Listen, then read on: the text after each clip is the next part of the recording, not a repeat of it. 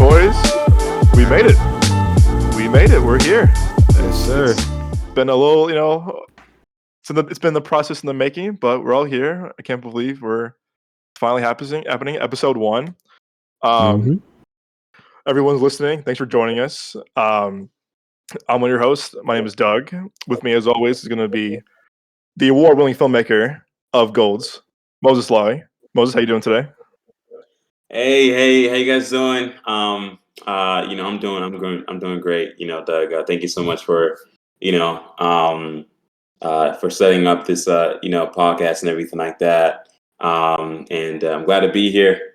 I'm glad to be here with friends, and I'm here to, have a good time and talk, a lot of filmmaking and movies and all the things that we love as filmmakers and film lovers. Exactly. Couldn't say it any better, man. It also is for everyone listening. Moses just finished another great short film. What, about 2 weeks ago? You finished production? Yeah. I definitely finished 3 weeks ago and everything. It was, my latest short film and everything like that I'm completely proud about. It was a lot. It was heavy, but man, oh my gosh, the whole entire production, was amazing. The crew was amazing. The cast was amazing too as well. So I'm excited for people to, get a chance to see it, in their local festivals, when it comes out. So yeah.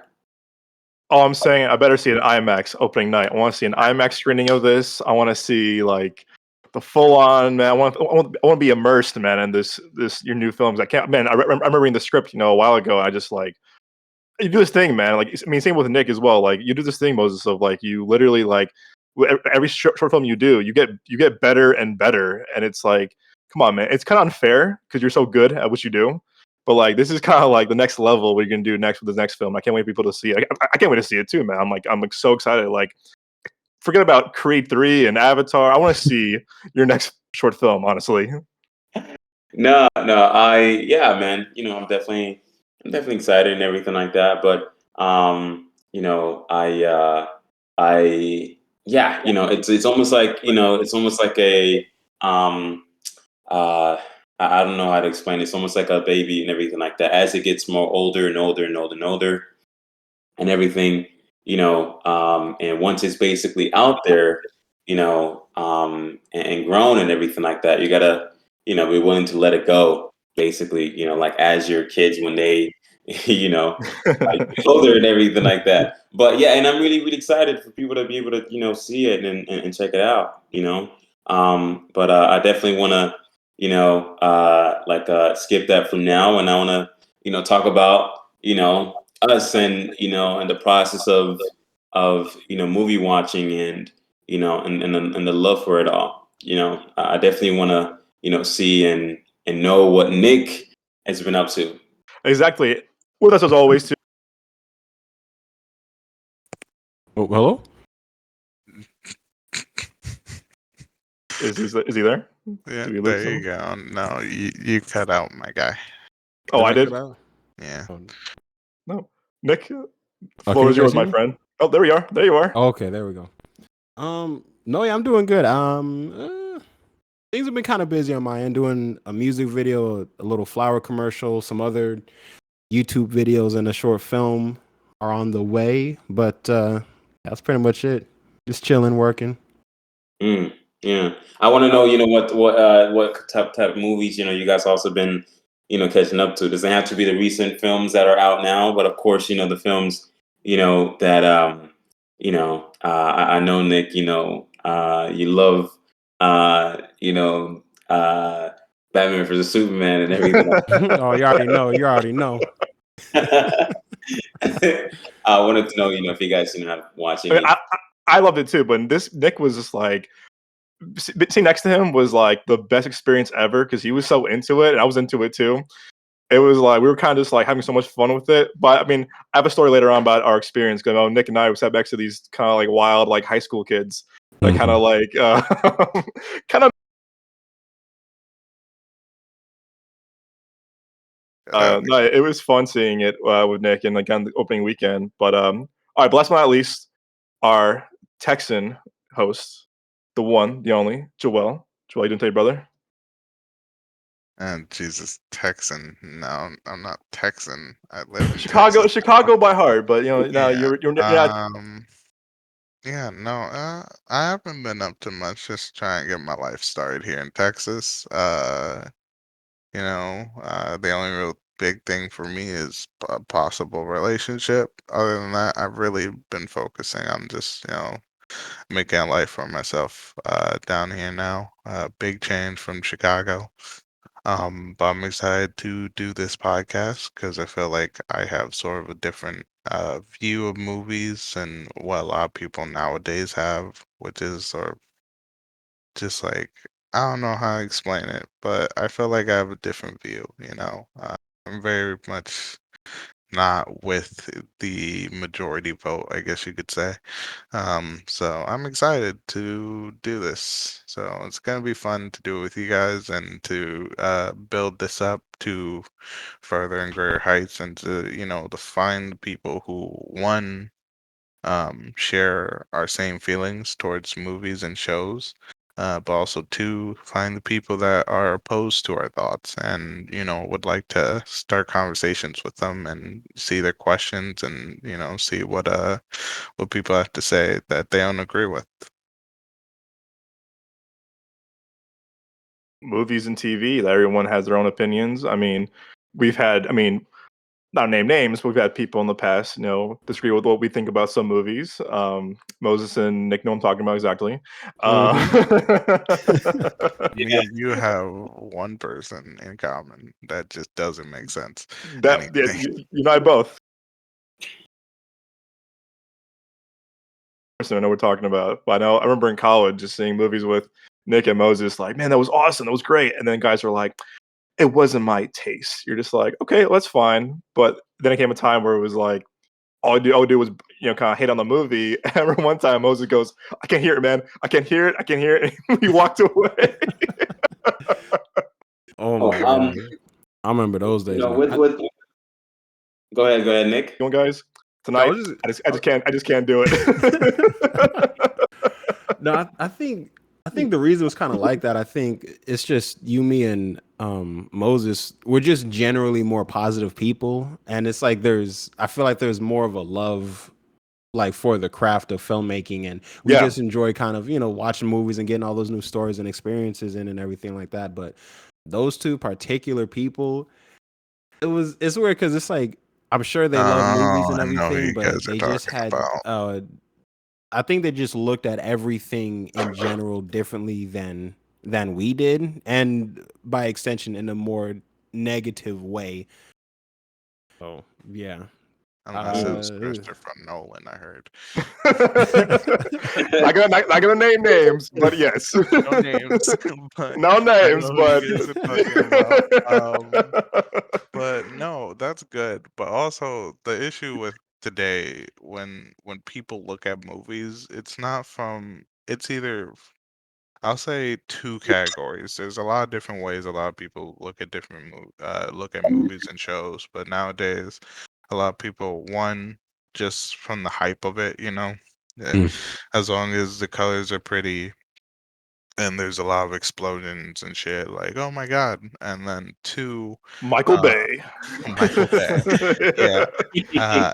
And two, another one is what, if a majority of people like it, they'll hop on the bandwagon and be like, I love this movie too. It's Mm. like, just because a shit ton of people on social media don't like a movie, other people are gonna watch it and agree with them just because of that instead of having their own thought. So hopefully with this podcast we can have people become more colorful towards movies and shows, because that really, the love for the movie industry and how things are created, what they put into it, the secrets behind certain things, and just like the works that people put into it. Hopefully, with this podcast we could help, help people understand that and focus more on the movie than what the crowd thinks. Yeah, well said. A little clap for that, actually. Yeah. Oh, it's Um, well said. yeah, no, 100%. I'm very much when it comes down to the point, at the least, it's very much the idea like, okay, you can have an opinion and everything like that, but when your opinion is very much, just negative towards that product, towards that film and everything like that, and every single other film that you see and everything, with no exact reasoning behind it, then that's it's kind of like why share, give us a few pointers to what mistakes they made in that film and everything like that, and then boom, we can definitely go on and talk more on our likes and dislikes here and there. So that's definitely for me. But I am what Nick basically said to as well is that we are positive people. We love movies. We can watch anything and we can say, "Hey, shit, that was really good." I mean, there are bad movies and anything like that, of course, but we can sit down and watch you know Iron Man 45. It can be like, that wasn't too bad. you know, because we genuinely just love the craft, so much, because we know the hours Yeah. that are put into the product. We know that there's people behind the camera that are passionate and everything like that. So we feed off of that a little bit. So and yeah, I mean, I hope they don't make Iron Man 45. By the way, that's uh, Hey, right now, Marvel I Rounds don't know, posting man. like Low this, key, like, that hey, could be like, kind of dope. but Tom Cruise is Iron Man. I don't even think I don't think Tom Cruise will be. Oh, I don't think he'll grow old enough to start a burst your bubbles. I don't think it's gonna be. No, if they did Tom Cruise's Iron Man for 45, you would have to do some like AI. What is that technology they use in The Irishman where they de-aged everybody? You'd have to do something Oh, like that. that looks terrible in The Irishman. That Oh, looks so so bad. Like, come on, That he's what, 75 playing 20? Like, come that on, was like. bizarre because and it seemed like they were making such a big deal out of it. Like, I remember Martin Scorsese was like, there's never been technology like this in film before, something like that. But it's like No, there have. it looks like yeah, it was dude, in fucking what was it in Civil War, Pirates of the Caribbean 5, Yeah, almost Endgame, Infinity Endgame. War. Yeah, I'm like, dude, what's and so funny? Here's the thing, though. What's so funny about that movie? It was a good movie, like written wise, and like of course, like these old actors who have been in the industry so long making the movie so good is that they were so old and like it didn't work because like when they did the young Robert De Niro and like he whooped that guy's ass, Oh, the like it stomp. was such a it that was was such an whack. old man hit and an old man kick, just like little, like he could hardly My lift his hip. leg, just My hip. it's like his age showed through the actions. It was like, oh god. Yeah, Oh he's my, playing 20 years old. I'm like, 20 years old, my ass. I'm like, there's yeah, that was not like even close to it. I'm like, what?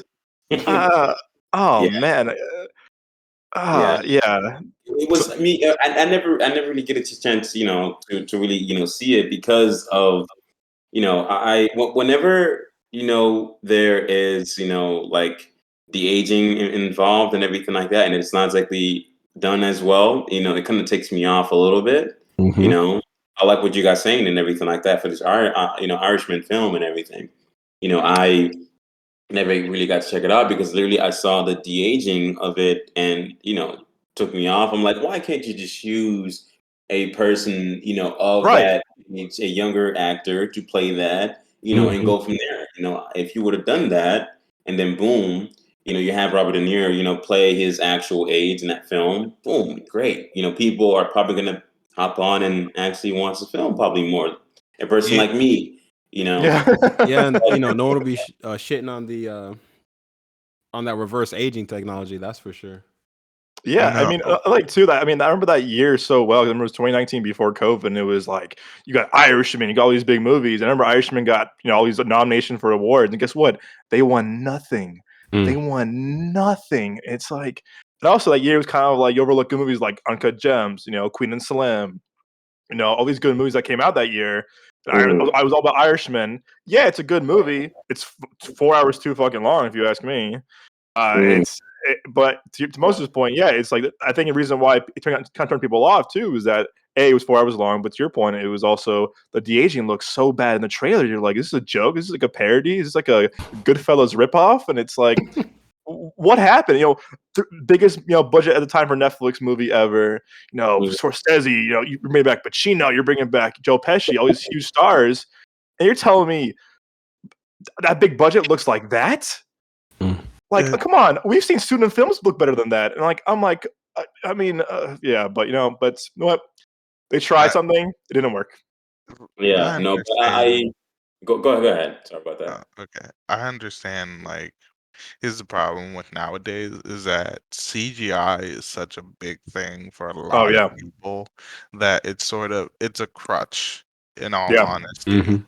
you know what I mean? To where it's like, oh, we could do this now, and then you bring it out into theaters or a show, and people fucking hate it because just because we have the technology to do something doesn't mean that we should. Like, look, CGI is great, but I don't want to watch no one wants another Dragon Ball Z live action movie. oh You know what Mm. no, I mean? or Speed Even though Racer. CGI got better, like yeah, there's certain things that should just not be made, and I feel like this is another thing where it's like it made a crutch for them because everyone's excited to see Robert De Niro in another mafia movie, but because of their age, this movie was sort of the boring. I'll say this, it's the boring portion of the mafia. You know what I Yeah, for mean? sure. As in a movie, because they're too old to do shit. Like we talked about that scene where Robert De Niro fucks up the guy. He's too old. His actions are too old. Like he punched him like an old man. He kicked him like an old man. Like he hardly looked at that foot went an inch high. That foot went an inch off the ground, and Moses. he did so much damage. But like, if they just found someone that one was like that does impersonations of them, or just found a guy that looked like them from when Easy. they were a young age, the movie would have been better because it wouldn't just have been all conversation about how these men are doing their business and how they are getting old. Yeah, Like, I would have been fine with the aspect of them growing to an old age and how things happen. That would have been fine. But I felt like if they found young actors or impersonators to do the young versions of them, the movie would have been more exciting because they would have been able to do things like real mafia like hits and showing what they actually did instead of just having these conversations. yeah, Moses. I'm telling you, man. After this, go on YouTube, look up Irishman kick, De Niro kick. That will be the funniest thing you'll see in a long time. Because I Mm. remember Joel saw it before I did, and Joel said, "Look for the kick," and I was like, "What kick?" I saw it, and I was like, "Bro, what?" I said, "What was that?" I'm like, again, I'm the fool. I'm also the fool who paid full price to go see in theaters. Like, oh, Scorsese, I want to see in theaters. So you respect the craft, whatever. Mm. The Mhm. movie ended. I was like, I should sit at my ass at home and watch it on Netflix. What was I paying $12 for to see this movie? I was like, this could have been a 3.5 hour nap. But I am weak, bro. No, because I saw that movie. It was with I saw it on Netflix with my mom and my grandma. smart man, Dude, save your money. that one scene, my grandma was like, "Hey, this is kind of whack." No, Oh no, man, no. I mean, at the end of the day, you have a person like that. You have a person like Scorsese and everything. Trying, yeah, who I love, yeah, Mhm. something new, and I'm excited for the new film that he has, coming out with Leo, Leo and everything. And yeah, I know that's going to be amazing. What You know, movie? I um, haven't heard about that. and there is no like shade or anything throwing at it's very much the idea of hey this could have been done a different way. But yeah, I'm excited for his next project. I'm definitely gonna, if it's out in theaters, I'm gonna go watch it in theaters. I think it is. I think Yeah. it's going to be a 1 week release, and like I think it's an Apple TV movie. It's going to be again another big Apple TV, streaming movie for Scorsese. I think it's going to be the first week in theaters and then streaming afterwards. The Mm. question is, do you pull what Doug did and paid full price? I mean, no, I mean, yeah, I could be wrong. I could be wrong. I mean, that's the thing. It's like I'm definitely, you guys know me. I'd rather watch a movie, on an actual theater than watching it at home. All of You us, know, yeah. that's just All of us, my yeah. I take. miss the You know, theaters. yeah, it's this idea that I have this mental thing where it's like I don't want theater business to die. You Yeah. know, and it's like you grow up from watching movies in a movie theater, you know, and you have streaming that's like literally in competition with the movie business and everything like that, the cinemas. Yeah. You're kind of like, okay, damn, streaming is like really really competitive. They're good. They're doing really really great. We got to make sure that that our cinemas and theaters and everything like that are also right there and making sure that that they are in the lead or at least head to head. So that's mainly it. Oh, I agree. Yeah. I agree with that also too. I'm curious, what next week they do. So here's what I'm not concerned about, but like I'm interested is that Knives Out came out 2019. It was a huge hit. It was an original movie, had a low budget, it made so much money. It got Oscar nominations. I don't know what happened when they said, "Hey, Lionsgate has this huge property." And I remember seeing it with Joel. We loved Knives Out. It was a fun, good time. It was like a fun movie to go see in the theaters with a huge audience. I'm kind of surprised that Lionsgate had this huge hit, original hit, made so much money, and they sold it to Netflix for almost $500 million, which is good. I mean, good for Brian Johnson and his team. Like, hey, you made a lot of money off these two sequels.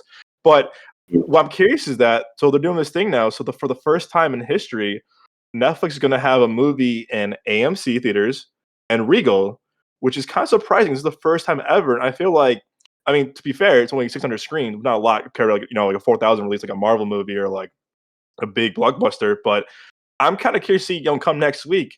It's for 1 week only on the 23rd to the 30th. You can watch Knives Out 2 in theaters, and then a month later, you're going to put it on Netflix. I mean, you guys think about this. I mean, what do you guys think about like this having the first time ever going to be in AMC theaters and Regal theaters for 1 week only? It's like the biggest theatrical release of a Netflix movie ever, and it's Knives Out too. I mean, what are your thoughts? No, that's interesting. I honestly don't know what to think about it. I have noticed lately there's been, I haven't looked like too much into it, but lately when I've been going to like AMC theaters, I don't know if you guys have seen it, but they have that little AMC commercial with Nicole Kidman. Oh my god. You feel me? So I'm wondering, like, is AMC trying to, I don't know, like reinvent itself or trying to like grow its brand? Because this is the first time I've seen an advertisement for a movie theater where they got like a big name celebrity, because they're playing it in front of every AMC, And you're in the showing theater now. already, and you're already in the theater. Yeah, so it's like, what is I'm this like, about? Like, what's the like? Yeah. So I don't know. I don't know. It's weird. welcome to Yeah. AMC. Welcome to AMC. We're already in AMC. Thanks for reminding us. Like, thanks. Yeah, No, like they got her in I- that trailer, in that video, like she's never seen a movie before. Like her life is being Yeah. changed. This is a fancy theater too, the big recliner chairs. I was like, this is an AMC. This isn't the Ritz. This isn't Nobu. This is Yeah. this is the AMC. It's like we know what it is. We're here. Go ahead, Moses. No, I mean, no, I was gonna say, I mean, I'm gonna go back and jump back to the thing about them releasing on Regal as well as AMC. I think the idea is trying to basically see if they can get a little bit more get some cash in Yeah. that area too as well. That's number one. Number two, of course, the awards. It's the idea Yeah. of the how it goes now. It's that if your film doesn't matter if it's streaming, if it's not in the cinemas and everything like that, if it hasn't been released in the cinemas, it doesn't get accepted to be, nominated, or the Oscars doesn't really look at it as being in a contender because of the idea of it, not being released to any cinemas at all. So I think that's the take there. And yeah, we'll definitely see. Netflix was very much strong on the idea that this film here, this this series of movies and everything like that, is going to make them a lot of bring half in a a lot of customers. bill just to Yeah, buy them. Half a billion dollars just to buy 2 sequels. That's yeah. crazy. Yeah, I mean, they got some big names, like Oh, really, really huge. big names. But let's see if it gets them to be, if it gets to, be on their, at least like top 5, best films on Netflix, so, and everything. So I think number one, the best film on Netflix, they got number one. I think it's, what is it? That one movie with Chris Hemsworth, maybe. I think that's what it is. Oh, Chris Spiderhead? No, no. The other one. He did a movie. Extraction. I think it might be that, right? He plays like an agent, Oh, or Extraction? Yeah. yeah, he Extraction. plays. I think that's the number one film on Netflix. If I might be wrong or whatever, but Damn. yeah, if it gets to at least top 5 and everything like that, then they have succeeded. If not, then they're gonna be a little bit disappointed. I think they're Um, smart too for releasing it on Thanksgiving week too. Knives Out came out. The first one came out Thanksgiving week, and it was a huge, huge hit. It was like this kind of just like original movie. Again, great cast. Word of mouth. Again, I remember me, Joel saw a screening of it, and we were like, "Damn, this is really good for an original movie." We were surprised how good it was. I mean, given like it was Ryan Johnson, Last Jedi, we were kind of like, we'll see. Um, mhm. but I mean, to your point, yeah, I mean, this could be their top 5, biggest movie, and I feel like now this is going to be their biggest released movie in theaters ever. So to your point too, they're also getting cash flow from this too, because I think they spent like half a billion just to buy it. Where's the returns at? Where are the returns if you just put it to streaming? Because you spend all this money, do you want some money back? Again, it is coming out during a busy week of movies. You got The Fablemans, you got that, you got Black Panther still killing it in theaters right now. So it's kind of like it's a good time to release it, but at the same time, you're releasing it now in a much smaller circuit than a Black Panther or a Fableman. So it's gonna be Yeah. interesting. I mean, yeah, if it works, I'm kind of curious if it works. They're gonna do maybe more of these movies. 'Cause I feel like what was the one over the summer? I haven't seen it yet. It's Ryan Gosling and um, Chris Uh, Evans. Oh, the gray uh, man. Gray Man, the Gray Yes, Man. Yeah. that was their biggest budgeted movie, like $300 million. Russo Brothers are doing. I'm sorry about that. Russo Brothers are doing the movie. But with that said, they had a huge movie. They only had it out for a week, and it made like nothing. Like no one saw it in theaters. It was like Which is kind Mm. of strange. sad thing, by the way, because that was a good movie. I am one of my male crushes is Ryan Gosling. You already know this guy. I'm guilty. Uh, Same here.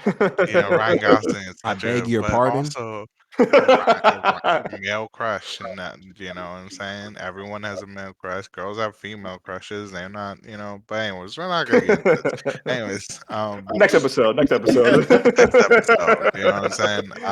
But um, Ryan Gosling is such an underrated actor. Even though his name is so big, he's such an underrated actor because people do not know the talent of this man, and is a very sad thing. And I've been a big fan of Ryan Gosling since early on with movies from like Beyond the Pines and like other things like that, where he's done such amazing work as an actor, like that he could do comedy, romance, actions, and Musicals. musicals, Mm-hmm. and do it so well.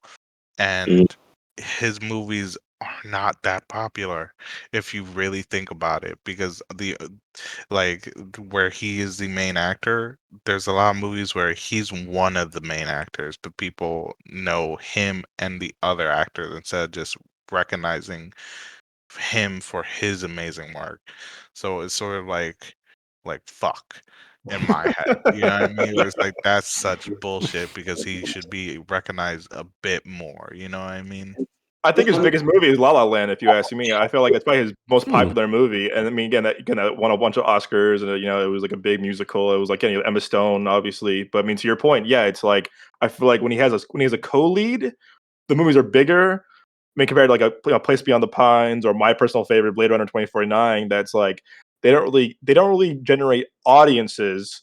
So I feel like even with the Gray Man, that could have been like a big summer blockbuster. Universal, Paramount, Warner Brothers, a huge movie. But I feel like I was kind of surprised that Netflix had the money spent a lot of money on again, Russo brothers who, Endgame, Infinity War, had Civil War, Captain America, Winter Soldier, like they literally like had this huge two big stars, well, three big stars. They had that, and also Anna de Armas is huge. You have this huge like cast, and I was kind of surprised that that wasn't their first movie for like a big release. But again, I guess they were kind of waiting for Knives Out because again, like to Moses' point, that Knives Out has an amazing cast. Has an amazing cast. It has Oscar nominated actors and writers and award winning recording artists. So it's like I think to Moses' point, it was like I think it was like, maybe they were waiting for this kind of like their golden goose to hey this don't work never again like Oh, never again. I think Yeah. that's dumb. I think that's a dumb idea because What? one. Sorry, go Sorry, ahead. you go ahead. You go ahead. Sorry, I'm No, done. no, no. I think yeah. At the end of the day, it's like the industry, guys. It's definitely money talk and everything like that. But Oh, for I sure. also think that with Ryan Gosling, I think he is pretty up there. He is one of probably the biggest male names, male actors out there. That's just my personal take. He's literally up there with Chris Evans. With any whatchamacallit, top male actors and everything like that. I definitely think he's up there. For Yeah. sure right now. Because of the films that he's currently been on. Like Blade Runner 2049. That was I think one of the prettiest films I've ever seen. If I'm being honest, and he was in that film, and he was the lead. You know, he was there with Harrison Ford. So if you are literally acting with Harrison Ford, then you are in a come up. You're not in a downfall or anything like that. Oh You're no, not. for sure. So that's just my personal take, on that. And I think with Ryan Gosling, I definitely watch Place Beyond the Pines, and I'm a huge fan of that. That was So actually good. one of my inspiration. Um, it was actually one of my inspiration films for the film I just made. So, Ooh. and La La Land is when I remember Doug taking me to go watch this movie. Freshman year of college. Yeah, I was like, what is wrong with that? Why is he taking me to go see this movie? Go see La La Land. Then I sat down, and then I completely loved it. And then literally like a year later, I create a musical that's inspired by La La Land.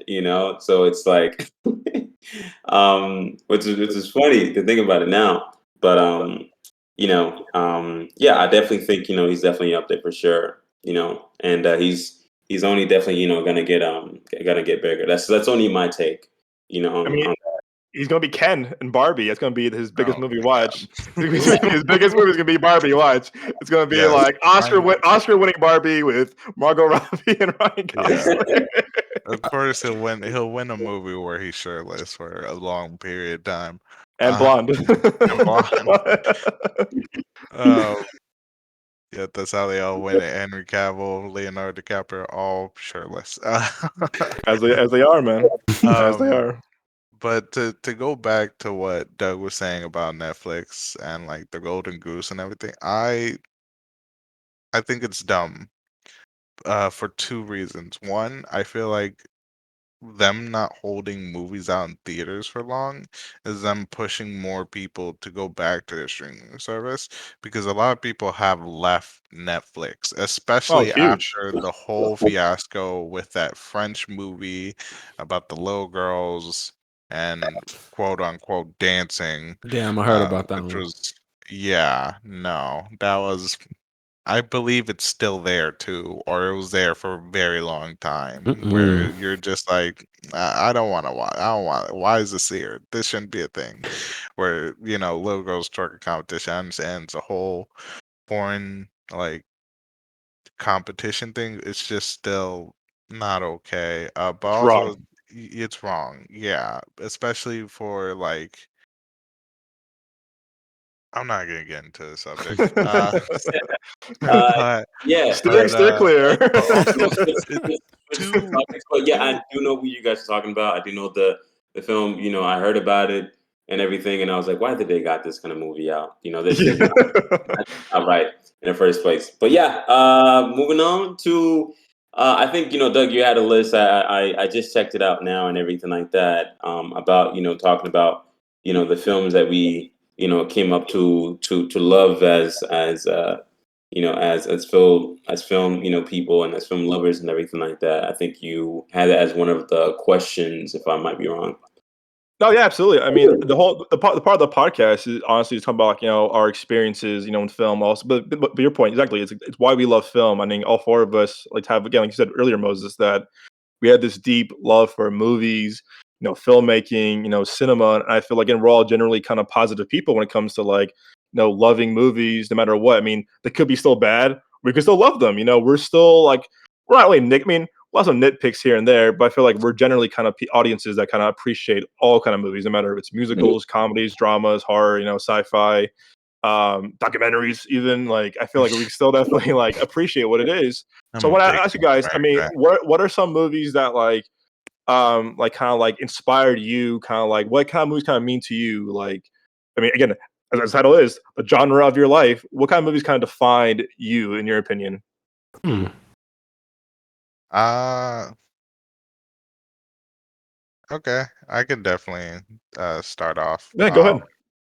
One of them for sure that made me love stories of movies, like where the story is good writing, and I know I'm gonna get made fun of this, but it's a fuck. What's the movie called? It's an old movie.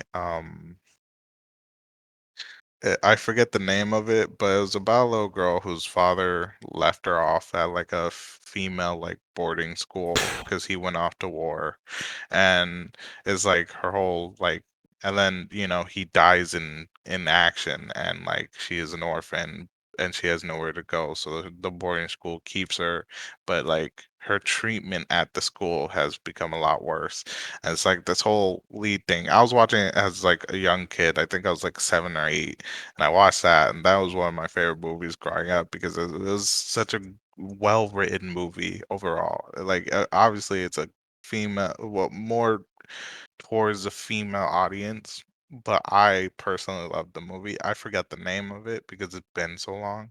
Is it Uh, Annie? no, God, no. I'm totally kidding. I'm totally messing with you. I'm totally messing with you. uh, Oh my God, gosh. no, no. It's but yeah, that's one of them. Another movie that says that I feel like highly affected me. Well, there's been so many movies that I could bring up, so I'm gonna just bring up one more. Let me think. Uh,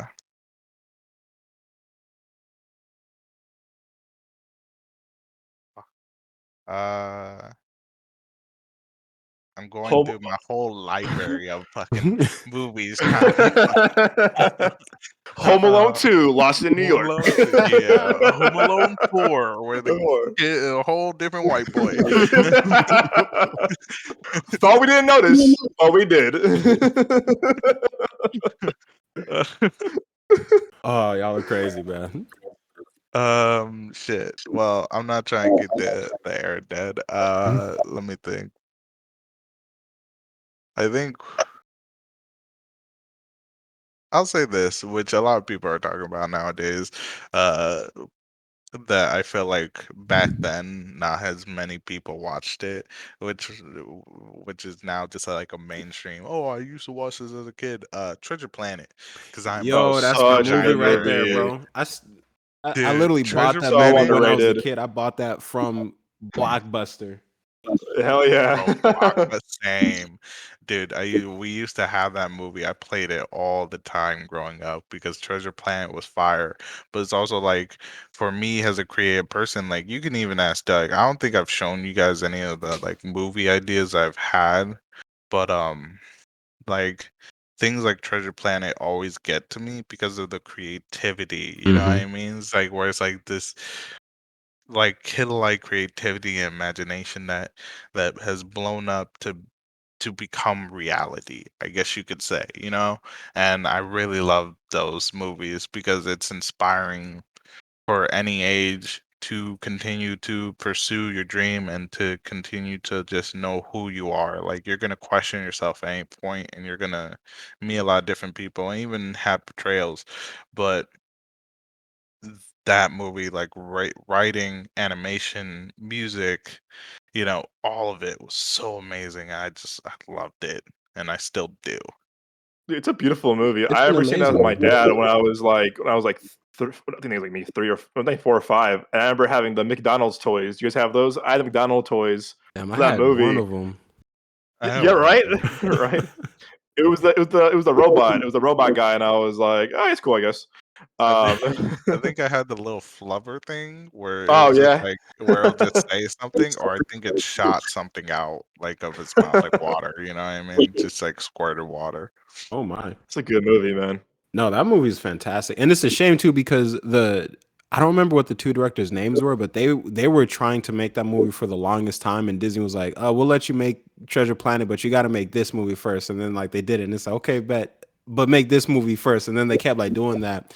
So then when it was finally time for them to make Treasure Planet, I don't know if it was like the studio, the producers or whatever, like none of them believed that the movie would succeed. So they like when it came to market the movie, they were showing like all of the spoilers and stuff like in the trailers and everything. And it's a shame because had the studio cared about the movie as much as like the two directors, then the movie would have been a lot more successful because they even had the full sequel script ready and like, the concept art and everything like that. And I remember I heard this story like they had the actors basically on their way to start recording it, and on the way they all got the call like, "Yeah, movie's canceled, guys." Just like that. It's like, Oh, bro, what? yeah, and it's like, Oh, I didn't know that. What? yeah, man, it's a shame because yeah, like Joel was saying, it's such an amazing movie, and it's an amazing like story too because they were like pushing the boundaries with animation because I don't think a whole lot Oh, of yeah, huge. I don't think a whole lot of movies had done 3D and 2D animation like that at that time. So the fact that they were able to do it and do it like so well is kind of just a testament to, again, just how much they cared about it. Yeah, it was, directors were John Musker and Ron Clements, Mm. and the box office was 110, not terrible, I mean, worldwide, but the budget was 140, which is a lot for an animation movie back then, Hmm. mm, and as you can see, they did not make their budget back at all, which is I mean, they did, but I mean, gross revenue, they were far from their budget. I mean, plus marketing, plus distribution, and I feel like to Nick's point too, it's called drops. Basically, when a movie comes out with little to no marketing or crappy marketing, it's called being dropped. Hmm. Where the studios, you know what, we don't care about this. We'll take the hit. It is what it is, which is kind of unfair because there are some good movies that go unnoticed, like this movie was that we do because we were kids when it came out. We loved it, but I mean, if you ask any 5, 6-year-old nowadays, Treasure Planet, they go, "Was that Fortnite?" Like they wouldn't they wouldn't get it. It was kind of sad because again, it's I feel like if a good movie has belief in it, it will work. It will work. But that's kind of how sad it is sometimes with certain movies and the how hard working people how hard work people put into like movies like that. Yeah. I I think that's another testament to, sort of show how such amazing movies, even in the past and nowadays too, have um fallen behind others that should not have gotten as much love as they probably should have because of just sort of one advertisement, but also two just belief from the industry, and three the audience. People not being like, that movie's. I don't think I'll like that movie, and not watching it. You know. Yeah. No, it's gotta believe in it. Yeah, fully 100% behind you no matter what. So Nick, I mean, talk about your Treasure Planet. What movies could you remember like kind of like defined you, like your genre of your life? Like what do you think like some movies other than BVS, of course. Um, what There movies are no other had movies other defined than you? BVS, bro. That is it. I knew it. I knew Superman is the it. one, and that's it. It's if there ain't Superman, I don't fuck with it. No, growing up, it was the movies I saw the most as a kid. It was like the Brendan Fraser Mummy, Rush Hour 2, because I was the only one that we had. The Tobey Maguire Spider-Man movie, and then the Christopher Reeve Superman movie, which actually, funnily enough, I just rewatched that a couple nights ago, and it holds up. It holds up. You got Brando as his dad, which is like, Yeah, back then you got literally the Godfather himself is playing. yeah, and even like when they were making the movie, Brando was the one to sign off on the Superman actor. So Christopher Reeve is only in the movie because Brando gave them the okay. That's That's wow. insane. I mean, yeah, he has that. I mean, he had that clout back then. Yeah, You know, he was that guy, and also like even just outside of the character aspect of this particular Superman movie, the story behind its production was really interesting because, and this isn't like a spoiler necessarily, but it starts off and it's like it's what's his name, Jor-El, and he's like General Zod is on trial, and Jor-El is like kind of basically like prosecuting them, and then they get sent off into space, whatever, and they don't come back until part two. That's because they were making Superman 1 and Superman 2. They had made those movies at the same time. And then it was just like weird studio interference because like the director wanted to make it this way, but the studio wanted him to do it this way. So there's like 2 or 3 alternate cuts of Superman 2, which is interesting. damn, I didn't even know that either. Wow, damn, Yeah. that's damn. Mhm. Moses, what about you, man? The floor is yours, my friend. Um. Um. I mean, and now, I mean, I would say, my favorite movie of all time is, Moonlight and everything. But the film that, that I go back to and like watch sometimes, and not exactly watch, but you know, look at here and there is Super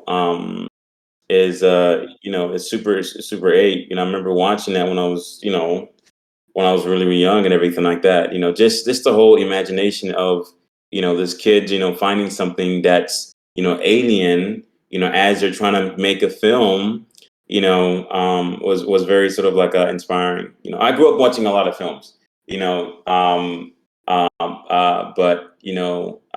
that's probably the movie that I, used to go back to and like, check out. But, Moonlight now, is definitely my favorite because of the way it just makes me feel when I watch it. It's grounded, and there's a lot of depth to these characters and what they're sort of like going through, and I like depth a lot, and yeah, and I just recently watched Life of Pi too as well, and I know this is like a lot of films, so Go ahead, man. Go ahead, please, by all means.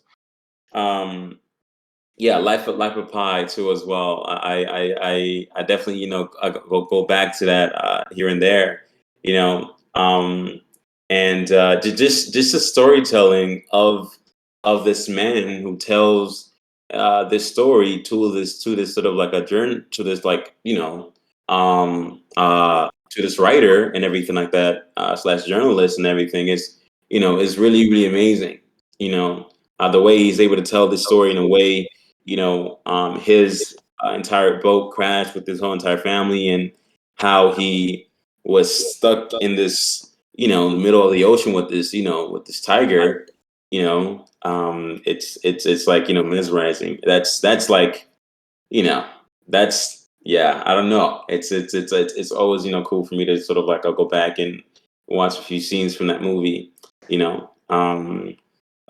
Yeah, the movies that I tend to love the most are the films that I'm definitely inspired by, as a filmmaker, and everything like that at the end of the day. So, that I'm gonna go back to and be like, I really am inspired by this scene here from this movie, from Moonlight or from Lion, you know.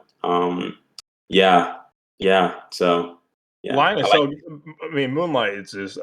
You know why it won the Best Picture. I mean, the storytelling of that movie and how they're able to tell 3 generations of the same person, and it's beautifully shot too. I mean, cinematography on that movie is unreal. And Mhm.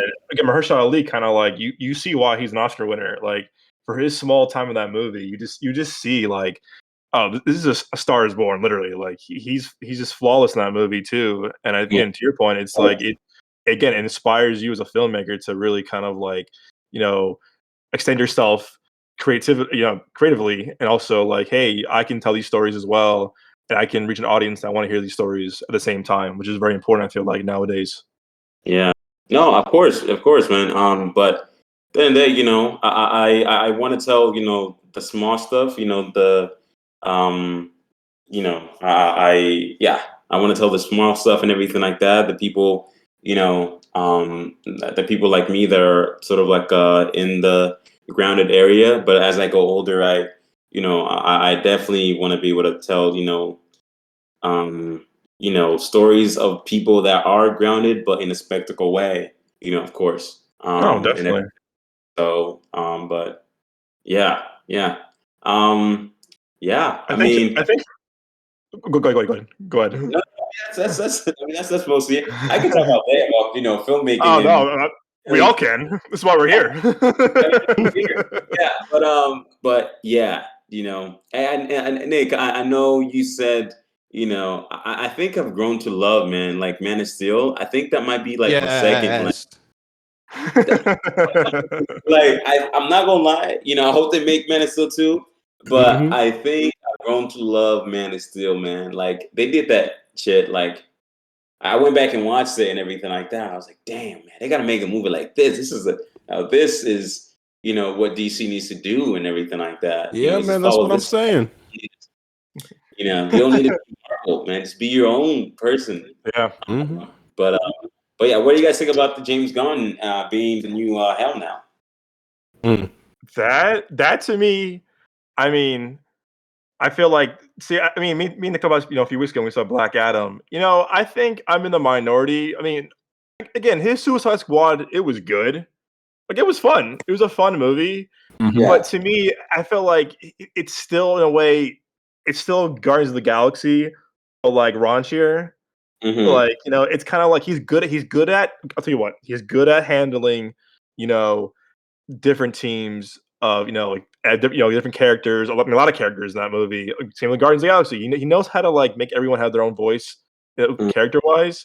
Um, but see, I mean, one of the CEOs, that's interesting. I Yeah. mean, yeah, Yeah. not my first choice, but I'm curious to see what happens. CEOs of what? What's happening? So Sorry. James Gunn, who did, we did, Suicide Squad, Guardians of the Galaxy, a bunch of movies, Slither. Um, Yeah. he's now the co-CEO of DC Studios for movies and TV shows. Oh, yeah. Huh. Yeah, not. I honestly feel like no one expected that. I mean, I feel like, yeah, Peacemaker was a big hit. Suicide Squad was, I mean, Love not didn't do well in theaters whatsoever. I mean, also because of the HBO Max day and day thing. Hmm. But I know, Nick, you take from this too. I feel like you and I were both kind of like, huh, not kind of out of left field. What do you think? Yeah, when I heard the news that James Gunn and Peter Safran they're running the DCU now, it seemed random as hell to me. Like, and that's not to disrespect James Gunn at all. Like, I think he's a good filmmaker. He's definitely good with making kind of out there and wacky characters likable and relatable and sympathetic and everything. But I never really looked at him like that. He was always just the guy that did Super and the Guardians of the Galaxies movie to Super. me. Yeah. So when when it was announced like, oh, he's gonna be like running it, it was just like, I don't know, that's weird. Because even with when he was doing Suicide Squad, it felt like Warner Brothers was just letting him do literally whatever, because he did Suicide Squad however he wanted to do it, and then after that it was the Peacemaker show, and it was just in my head, I'm like, why are we focusing so much on Peacemaker? Because it seems like, generally speaking, A like, oh C-list character. yeah, like if that, like, So much besides the penis. Suicide Squad, I had only seen Peacemaker literally in one other comic book panel, and he wasn't even the main character in that. Like, he just kind of came in at the end. So, but I say all that to say he's not my first choice but I do think that in terms of like creativity, and maybe that's why they picked him, because I think like with him and creativity and with like films and all the characters, I think it's kind of a good choice, but it still just seems a little bit weird to me. Like I think I would have got someone maybe like David S. Goyer maybe to be in charge of the DCU, just because he's been in the comic book movie industry for such a long time. He was the guy that wrote the Blade trilogy. You feel me? And the Dark Knight movies Amazing. and Man of Steel and everything, and the new Sandman show that's on Netflix. So it's like he's been in there for a little bit. Yeah, and then like with Peter Safran, like I had checked out his filmography. He had produced a few of those Conjuring spin-offs and the new Aquaman movie, the first Aquaman Shazam, movie. Oh, and Shazam. Shazam, Yeah, yeah. right? And it was just like, Yeah, okay, so he's worked with James and Wan a Suicide lot. Squad. Yeah, But yeah. Yeah, it's gonna be interesting again, and this is like again, this is kind of the new, like I guess as The Rock said it, what do you say, Nick? The DC's gonna change forever after oh this. yeah, the I mean, hierarchy of the DC universe is gonna change. And this, Um, yeah, this is just a side note. When he was saying that, I was like, "You need to be careful, man," because it's like it seemed like he was saying like, "Oh yeah, like when after I make this Black Adam movie and after it's released, Black Adam is essentially going to be the center of the DC oh dear universe." Which, God. as a comic book fan, it's like you can have his movies and have them be cool and everything, but he shouldn't be the center of DC. Just so it's like, Um, but he. Okay, no, I'm gonna spoil something, but so I'm gonna leave it at that.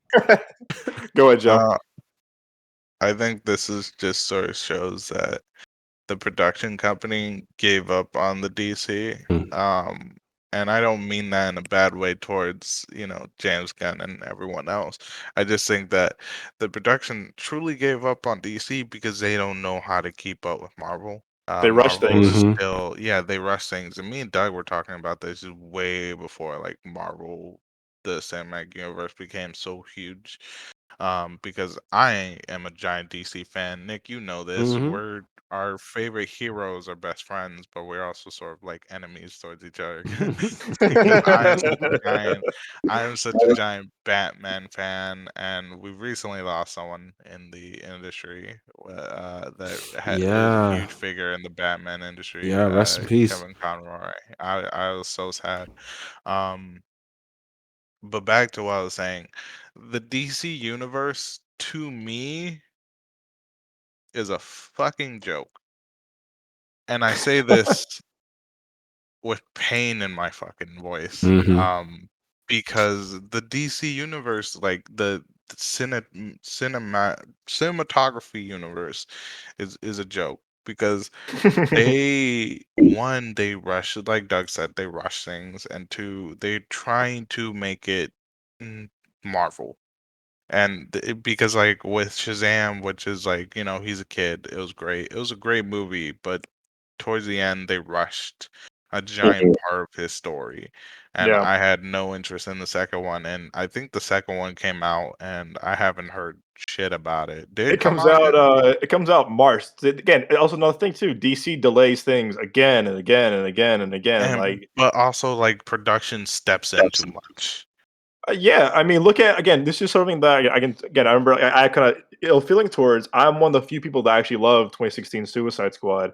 I'm a big David Ayer fan. Sabotage, Fury, End of Watch, Real Training Day. I'm a huge fan of him, and I I feel Bright as well. And I feel like what happened with him is that they said, "Oh crap, BVS quote unquote didn't work. Let's do Guardians of the Galaxy." And they said, "Wait, what?" I mean, back then what they're doing was whatever was trendy. We're gonna do our movies this way. Mhm. And I feel like to this day we haven't seen a David Ayer cut of Suicide Squad because DZ Warner Brothers goes, you know what, man? Guardians like, oh no, it was Deadpool came out that year. Deadpool was a huge hit. They go, let's do more like Deadpool. And it's like you can't really do Deadpool with these ensemble of super villains because that isn't their thing. And then They're sure not enough, anti-heroes. they're villains. Deadpool was an anti-hero. He just did whatever the fuck he wanted to do that just felt good to him at the time. He wasn't really a villain nor a hero. You know what I mean? Which is why he got that status as an anti-hero. I didn't watch the Black Adam movie, but years ago I said The Rock would be perfect for it. I was happy for The Rock. But once I saw all the trailers where they're like, heroes don't kill people. Well, I do. I was like, Black Adam isn't a hero. They're doing Deadpool. He's not a hero. He's a villain. The only time you could say that Black Adam did things for good was when he was protecting his kingdom towards the end of the world of the DC universe from like Brainiac. Other than that, Black Adam is a villain through and through. And Yeah, it Yeah. upsets me to see them put him as this, and everyone's like, "Oh, it's amazing, Black Adam." This and it's like this isn't the real Black Adam at this point. it's Mm. The This Rock. isn't the real. It's just The Rock playing an anti-hero with it No, I Go ahead, Moses. with his world famous eyebrow lift. Like I'm so tired of it. I'm It's just Smolder. this smolder, that just comes naturally with every character he plays. Go ahead, Moses. no, I that's funny. But I definitely I definitely think, he's um with the world of filmmaking and everything like that, you can change, a character and all that kind of stuff like that. You can do whatever you basically want, and everything. You can make Spider-Man into a villain, but overall, I hope they don't do that. Overall, but that's where they got Venom. You know what I mean? Mm-hmm. But overall, what I'm trying to say is that I always think a little bit differently with that aspect. I feel like with Black Adam, I see him more of an anti-hero. Now, probably before then too as well. Just I feel like Black Adam is kind of just like Namor as an anti-hero, because what Namor did Hey, my bad. in Real in quick, Black. I haven't seen Wakanda Forever yet, so I'm gonna just say no spoilers for me. Okay, okay. My bad. I'm seeing it Me tomorrow. either. Non-spoiler. Non-spoiler. Moses, go ahead now. We get into it now. What is your non-spoiler? Again, I want to hear your thoughts. Obviously, what is your non? You go first. What is your non-spoiler? Thoughts, Tell us reaction of Wakanda everything Forever? about Wakanda Yeah, right no, I now. mean, I wanna go back to that point with Black Adam. Then I'll probably Yeah, let you guys know about Black Panther. But what I was gonna say is that with just Black Adam, for me, I definitely think the idea of him being an anti-hero because of the idea of him being there to just look after his people, and everything, and that's it, just like Killmonger, his character, trying to basically just look after, his people, and him basically saying, okay, the only way for us to really like push on and actually succeed in what we're doing is we're gonna have to actually, like, get rid of this people, by actually, killing them and everything like that. But But he, that's just the way I see it. You see no, it completely differently, which is okay. But I definitely can see him being, a anti-hero. But of course, in the comics, of course, things were completely different. But I feel like for me, if somebody is always trying to do something just for the protection of their own people, you got to look at them and be like, oh, okay, maybe he's not a hero at all, but there is some sort of anti-hero in him, in this character, you know. But that's just the way I look at it. People might think I'm wrong. It's okay, but no, sorry. I understand what you're saying. yeah, I think of it as like, here's the thing.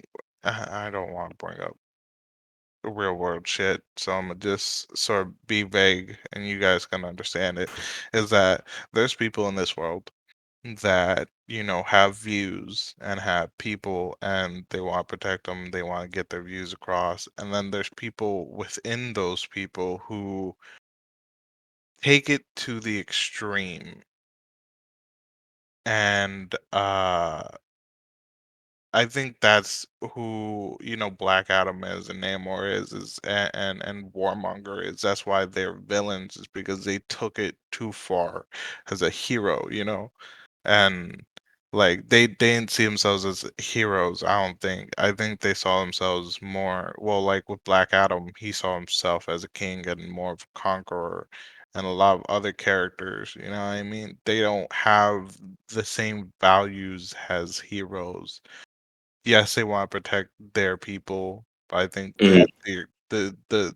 the extreme lengths that they're going to go through to even hurt people that have no effect towards their own people is what makes them villains. Because Black Adam is also someone who also seeks power and who also will get, for Shazam's power, will stop at nothing and destroy a lot of things for that power. Yes, it could be in the name to protect his people, but to the extreme lengths where people truly get hurt that have nothing to do with it, I think that's what makes him a villain. I don't have a problem with him protecting his people. Like I Mm. understand that. I think it's just like they made it a little too light of the aspect because DC goes into more grittier things than Yeah, Marvel. no, yeah, no, of And course. I feel Yeah. like this one made it a little too light to where if he truly becomes a villain, like to the point of what the comics hold, people aren't gonna like it. So Oh I yeah. I want mean, him to be a villain from the start because you already know where he's coming from. And people, and that's the issue with a lot of things in the movies because once the audience get used to a person for how they are, they're not gonna enjoy them if they change a bit, I guess you could say. I mean that's for me. Like whenever there's a character like that who just wants, complete, who is this complete villainous that brings, a person, like Black Adam, into the world of, and bringing him to real life and everything like that. There's no depth at all, and everything. If you bring in, Black Adam, the real Black Adam, and everything like that to on screen and from the comics, and he has his own sort of like a film just like that, just like now. Who would he be trying to basically like like I don't know what I'm going here, but like who would he be trying to basically fight against if he is the villain of his own story? you know. Um, but yeah, I mean, in the comics, of course, he's definitely a villain. But here in this film that I'm seeing, of course, is he's definitely anti-hero. I might not know every little piece, but you know, um, seeing from the movie, I guess it is what it is. But yeah, that's just my take on it. Yeah, Yeah, I'm glad that we definitely discussed this part.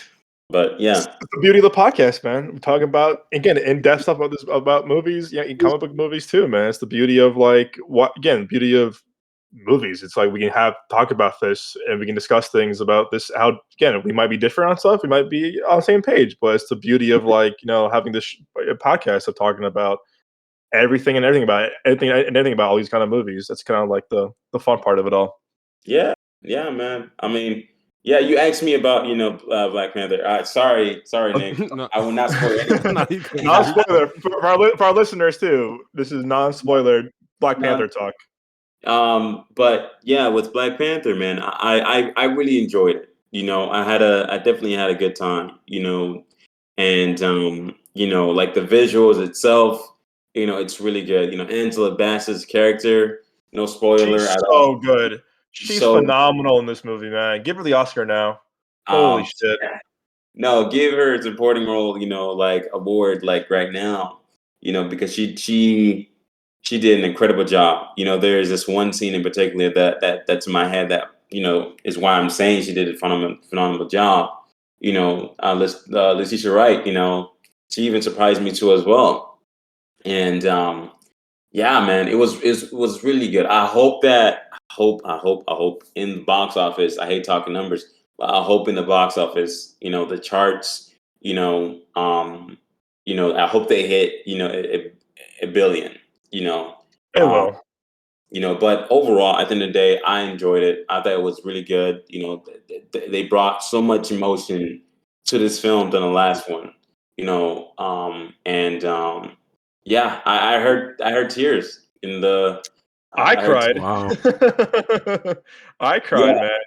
I yeah. So, cried multiple times. I cried multiple times. I mean, to your point, Moses. Yeah, I mean, good thing is this is the biggest opening ever for a November movie, $180+ million movie, 350 plus worldwide opening, globally. It's.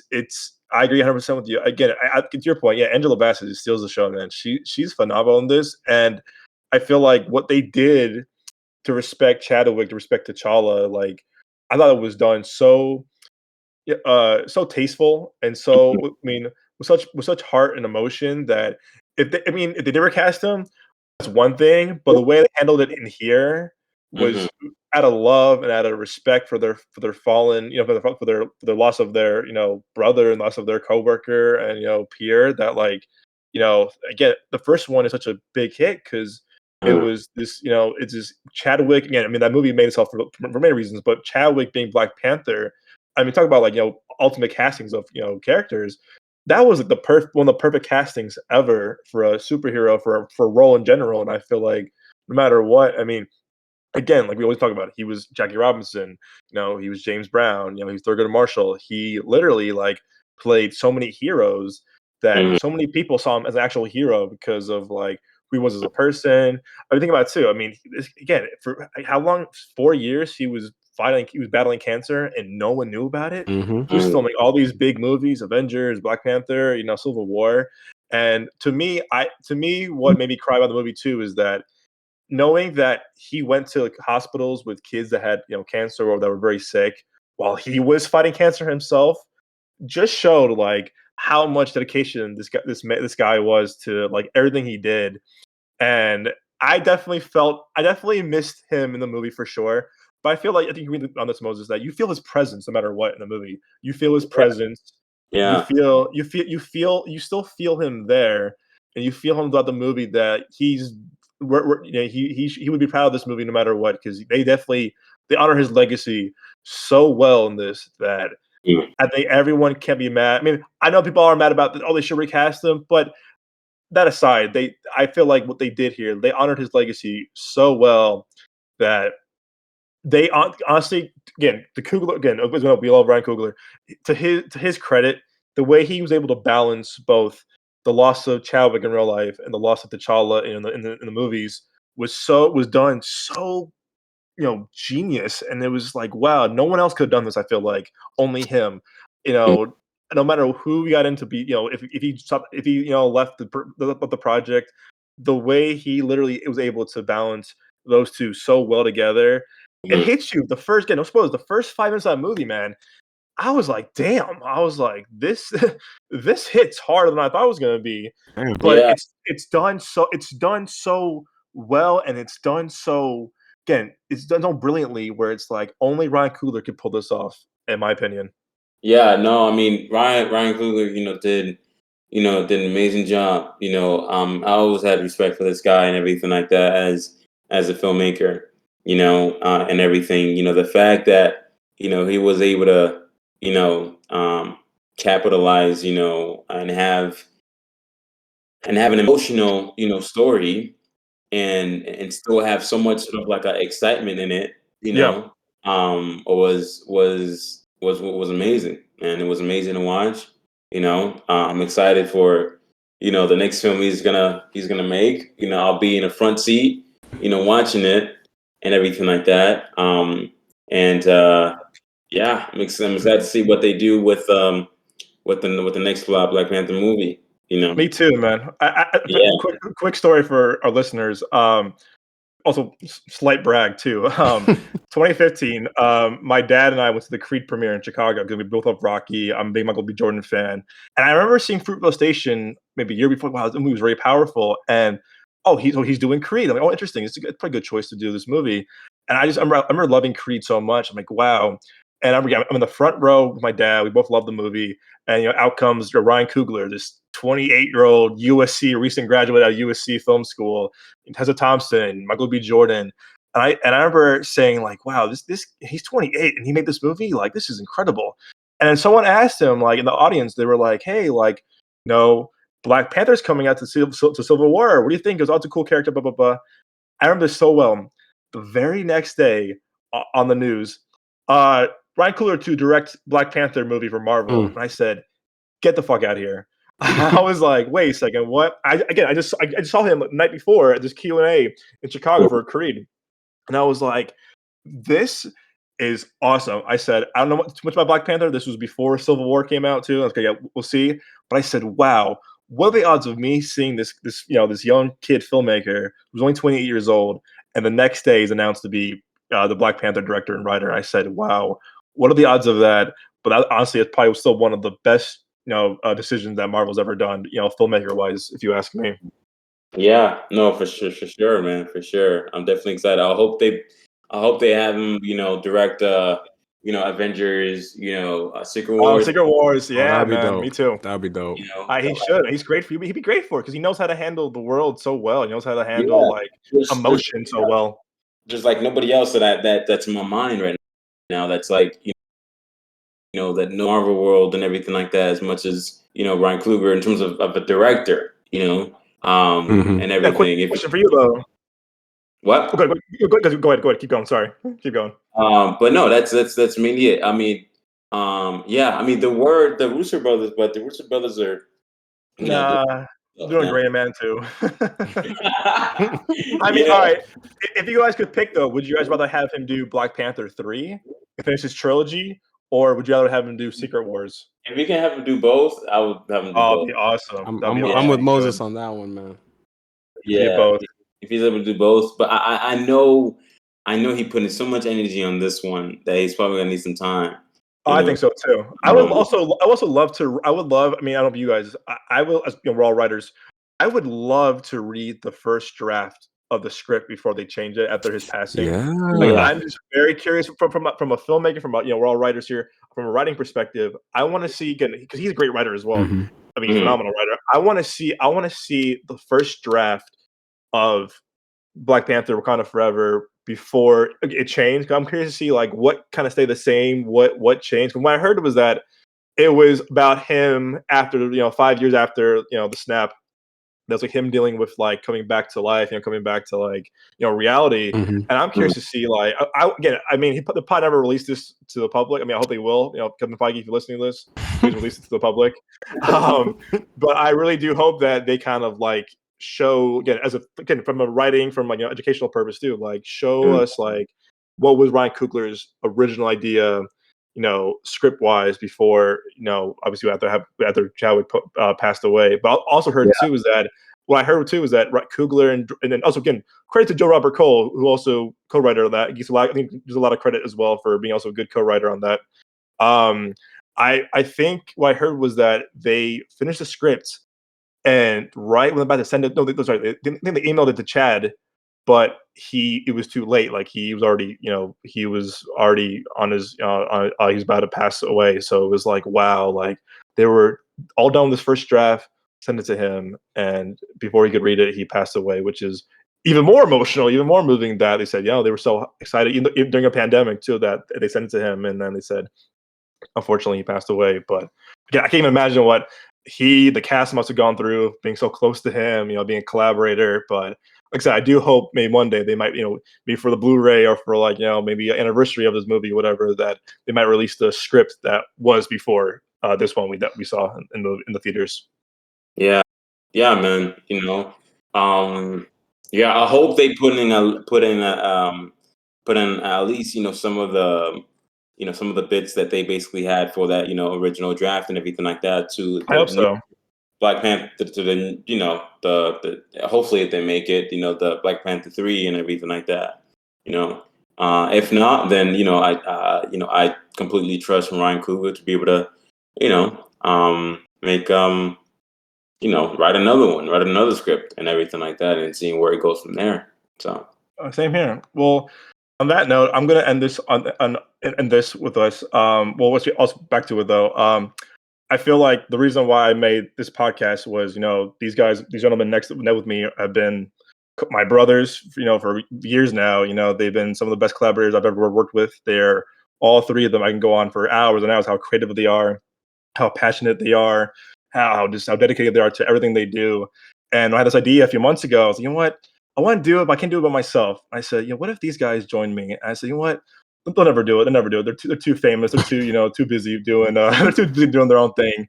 But no, these guys right here with me, I can go on for hours about how they're the best people I've ever worked with when it came to filmmaking and collaboration. And this whole idea is just kind of the whole podcast is us kind of just like talking about why we love movies. And I feel like, to Joel's point earlier, that you can say you love movies, but do you really mean you love movies? Like, no, not on TikTok or anything like that. Do you actually love like movies? Do you actually love like the art and craft of filmmaking and what goes behind it? And before I my answer too about the movies that made me, my genre of my life was, I remember three movies as a kid growing up that really kind of defined why I love movies so much even to this day. The first one was Back to the Future 1. Had it on VHS through my dad, actually. My dad had the VHS of it. And two, VHS. the Oh VHS, god. I watched the VHS, man, over and over and over and over again. I like two and three, but one to me is such a perfect movie that I can watch over and over again. I'm like, oh, that's cool.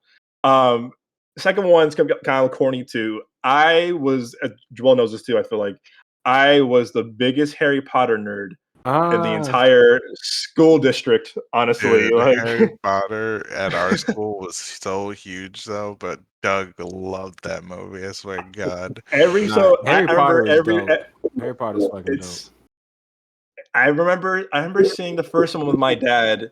Well, my parents too, but I remember seeing the first one with my dad. I saw the first one maybe like 8 times in theaters. I was obsessed with Sorcerer's Stone. I watched it over and over again with all the books with my dad and my parents. And my parents did something special every year because they came out in November during my birthday. My parents would have a Harry Potter themed birthday every year until I was 13. Actually, I'm not gonna lie, until Deathly Hallows Part One came out. No shame, no shame. But I remember watching the first one and the second one as a kid. I watched them over and over again. I was just like, oh, I want to go to Hogwarts. I want to go. I want to be there. I want I want to go there because I was so obsessed with like how they do that. This looks so real. With Hogwarts real? I want to play Quidditch. That one was to me was like a huge deal to me as a kid. That like, wow, this is what the magic of movies can be. My third one, before I end on this, my third one was 2002, Tobey Maguire's first Spider-Man. Mm-hmm. I remember being 4 years old, and my aunt sent me this DVD in the mail. I said, "Spider-Man, it's a PG-13. This is like a grown-up movie. This is too much for me."